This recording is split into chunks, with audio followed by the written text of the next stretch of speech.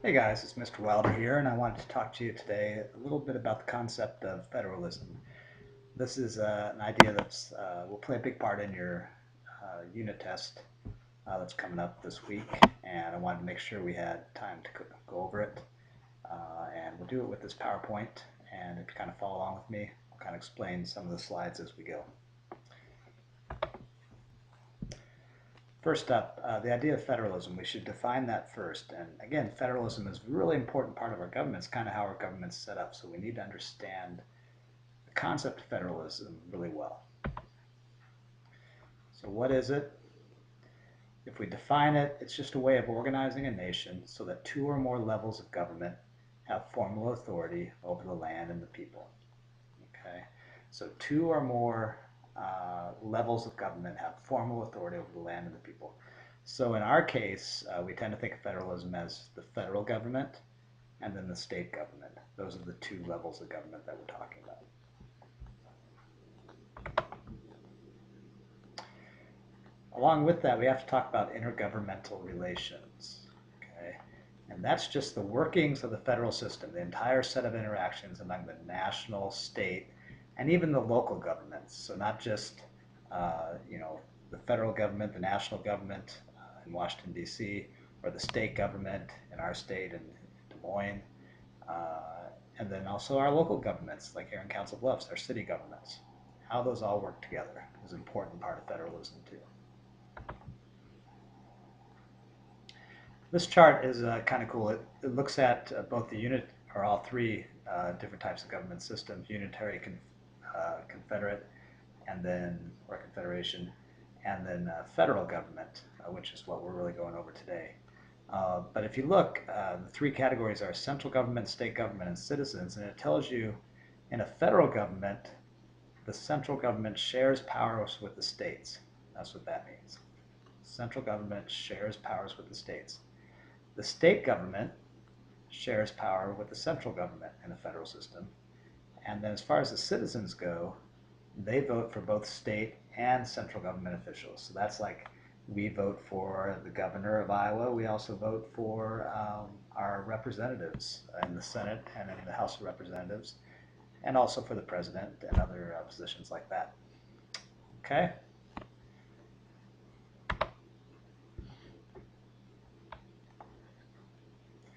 So we should talk about why federalism is so important.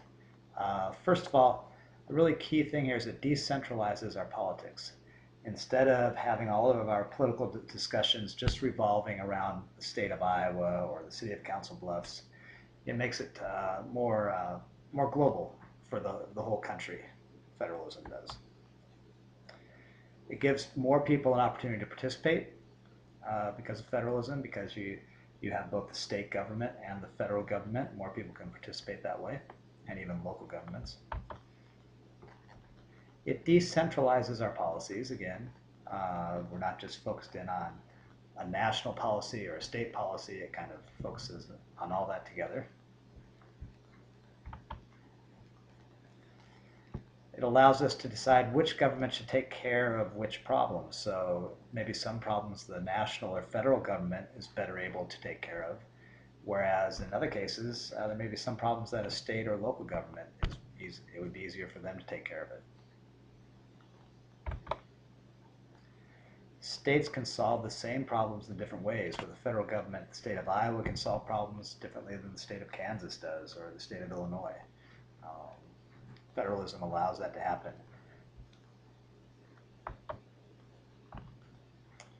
If we look at intergovernmental relations today, we really have something called dual federalism, and this is a system of government in which both the states and the national government remain supreme within their own spheres, each responsible for some policies.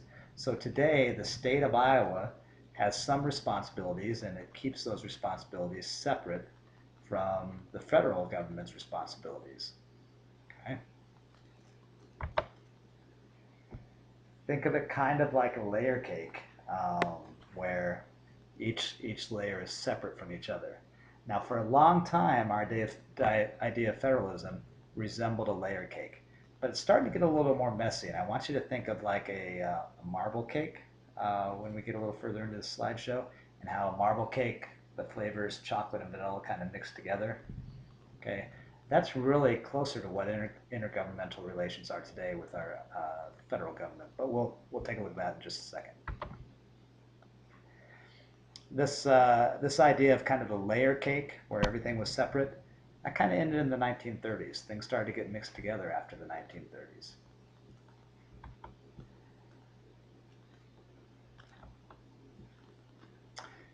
Now we have more of a cooperative federalism, and this is really a system where the government, in which powers and policy assignments are shared between the states and national governments. So the state and national governments. So things are not quite as separated as they used to be. It's not like a layer cake, it's more like a marble cake.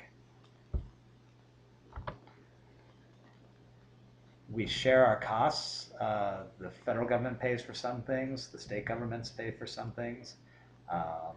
You know, federal government pay for a percentage of one thing, and the state pays the other percentage. Example would be education is a good example of that.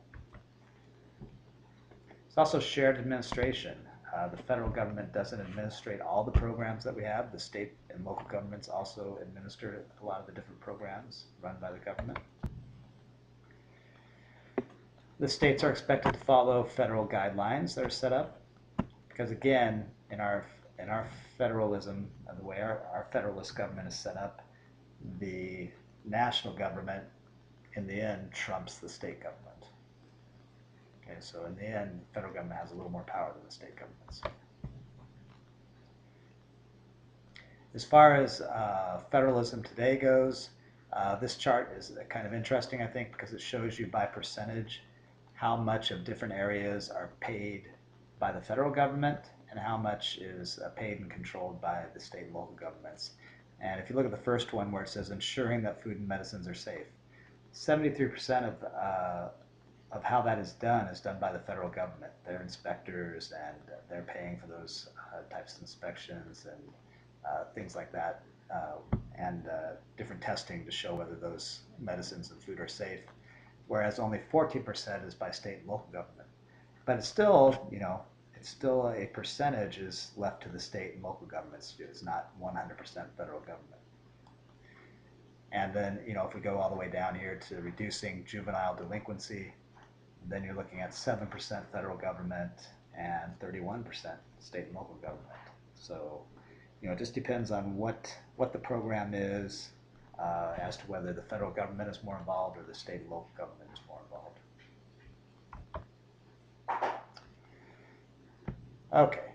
Again, when we talk about money and federalism, and we have this idea of fiscal federalism, this is the pattern of spending, taxing, and providing grants in the federal system. It's the cornerstone of the national government's relations with the state and local governments. And this chart does a good job of kind of explaining that to you. It's a little dated now, but if you look, 47% of where our money goes is going to healthcare, transportation 11%, education and training 14%, and income security programs like Social Security 21%, and then you have other 7%. Okay, as far as advantages to federalism for more of a democratic republic like the type of government we have here in the United States, an advantage would be it increases access to the government for everyone, because you can have access at a state and local level, not just at a federal level. Local problems can be solved locally. So if there's an issue that really only matters to the citizens of Council Bluffs, you don't have to have some guy in Washington, D.C. trying to figure it out. You can have a local agency helping you with that. They probably understand it better. Makes it hard for political parties and interest groups to dominate all of politics. Again, you can have kind of local grassroots organizations that also play a big part in how your local governments are run instead of some big national party making those decisions. There are some disadvantages to federalism, and we'll go over those right now. The states, depending on what state you live in, are going to have different levels of service. So the state of Iowa may offer more in the area of healthcare than, say, like the state of Kansas does. So depending where you live may determine kind of the level of service you get in different areas. Local interest can also counteract national interests. So sometimes the local opinions may get too much play where it's really not a national problem, but local interests can sometimes make it seem that way. And sometimes too many levels of government cost too much money. So the fact that you have state agencies and federal agencies that may be doing roughly the same thing, just at different levels, you're spending money on that. That's tax money that can be spent on other things. So sometimes having this federal system of government can be more expensive because you have state and local agencies plus federal agencies. I thought this was kind of an interesting little chart. It shows the number of governments in America broken down by, first of all, the U.S. government. Obviously, there's only one of those. State governments, obviously, there's only 50 of those. And then we have county governments. So these are the different, for instance, we live in Potawatomi County. That would be one of those 3,034 different types of government. Municipalities, those are cities. Townships are towns, again, smaller towns. School districts and special districts, for a total of 87,576 types of governments here in the United States. That's what federalism allows. A lot of people would say that's too many. Other people would say that's great, that the federal government doesn't have all the power.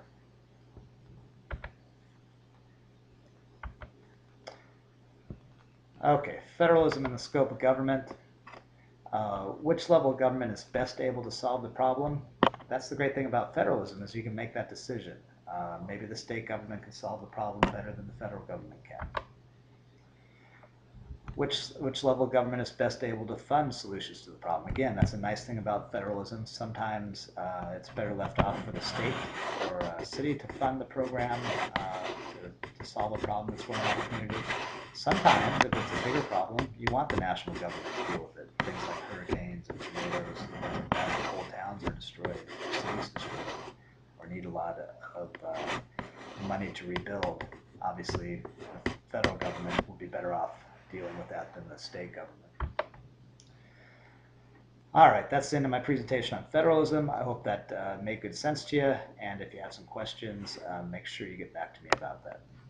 Hopefully you do well when we cover federalism on the test. Good night.